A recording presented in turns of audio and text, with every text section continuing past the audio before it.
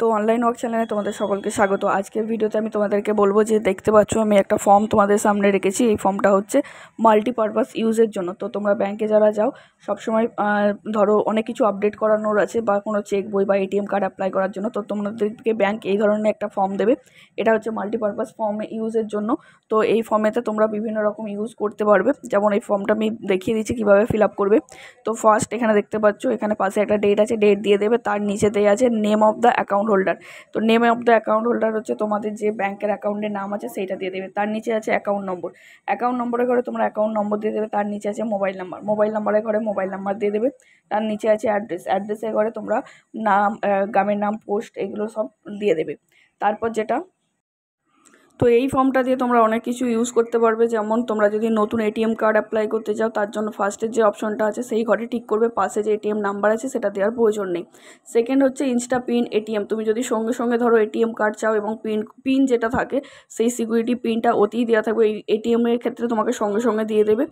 আর যেটা নতুন এটিএম যেটা ফার্স্ট অপশন আছে সেটা তোমার পোস্ট অফিসে বাড়িতে আসবে, ওখানে পিন জেনারেট করতে হয়। সেকেন্ডটায় তোমাকে অটোমেটিক দেওয়া থাকবে, তুমি জাস্ট পিন শুধু পেয়ে যাবে এবং ওটাকে তুমি অ্যাক্টিভ করে নিলে হয়ে যাবে। সেকেন্ড হচ্ছে চেক বই। যদি তোমার চেক বই শেষ হয়ে যায় বা তুমি নতুন চেক বই অ্যাপ্লাই করতে চাও, তাহলে এখানে চেক বইয়ের অপশনে ক্লিক করে পাশে চেক বইয়ের নাম্বার কটা নেবে না নেবে লেখার কোনো প্রয়োজন নেই।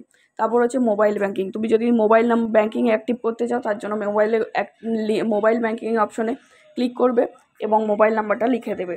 তারপর নেট ব্যাঙ্কিং, অবশ্যই নেট ব্যাঙ্কিংও যদি করতে চাও নেট ব্যাঙ্কিংয়ের অপশনে ক্লিক করবে আর পাশে মোবাইল ইমেল আইডি যেটা আছে সেটা দিয়ে দেবে। তারপর ধরো আধার শেয়ারিং, মানে তুমি যদি আধার কার্ডের সাথে লিঙ্ক করতে চাও ব্যাংকের বইয়ে, সেই ঘরে ক্লিক করবে এবং পাশে আধার নাম্বারটা ইউআইডিআই যেটা আছে ইউআইডি ওই নাম্বারটা লিখে দেবে। 7 নম্বর যে অপশনটা দেখতে পাচ্ছ যে মোবাইল আপডেট এসএমএস অ্যালার্ট। তো সেক্ষেত্রে যদি তোমার ধরো পুরোনো কোনো নাম্বার ছিল এবং তুমি সেটাকে চেঞ্জ করতে চাও, ওখানে মোবাইল আপডেটের ঘরে ক্লিক করবে এবং মোবাইল নাম্বার দিয়ে দেবে। বা ধরো তোমার ফোনে এসএমএস আসছে না, তুমি নতুন করে আপডেট করতে চাও, সেম এই ঘরে ক্লিক করে মোবাইল নাম্বার দিয়ে দেবে। ইমেল আইডি আপডেট করতে চাইলে অবশ্যই ইমেল আইডি দিয়ে দেবে। তারপর হচ্ছে ডুপ্লিকেট পাসবই, বাই চান্স ছিঁড়ে গেছে, শেষ হয়ে গেছে, হারিয়ে গেছে, সেক্ষেত্রে তোমাকে এই অপশনে ক্লিক করে ব্যাঙ্ক অ্যাকাউন্ট নাম্বারটা লিখে দেবে বা কেন চাইছো সেক্ষেত্রে পাশে অপশানটা দিয়ে দেবে, ছিঁড়ে গেছে কি হারিয়ে গেছে, ওখানে পাশে রিমার্কিং ঘরে অপশানে লিখে দেবে।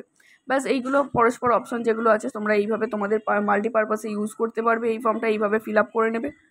তারপর যে অপশানগুলো দেখছো close of SB, CD, RD, FD এইগুলোর ক্ষেত্রে। তারপরে 11 নম্বরে যে অপশানটা আছে ডিডি, পিও ক্যান্সেলেশন এবং 12 নম্বরে আছে demand account activation, address change. এইগুলোর ক্ষেত্রে কিন্তু তোমাদের শুধুমাত্র এই ফর্মটা ফিল আপ করে জমা দিলে কিন্তু হবে না।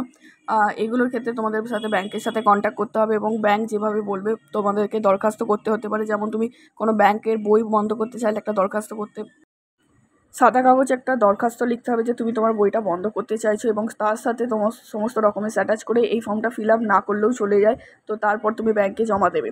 আর তারপর যেগুলো অপশন আছে ডিডি মানে ডিমান্ড ড্রাফট, পিও যেগুলো আছে এইগুলোর ক্ষেত্রেও কিন্তু তোমাদেরকে শুধু এই ফর্মটা ফিল আপ করলে হবে না, ব্যাংকে অ্যাপ্লিকেশন দিতে হবে এবং কথা বলবে। তারপর যারা যেমন যেমন বলবে সেইগুলো দিতে হবে।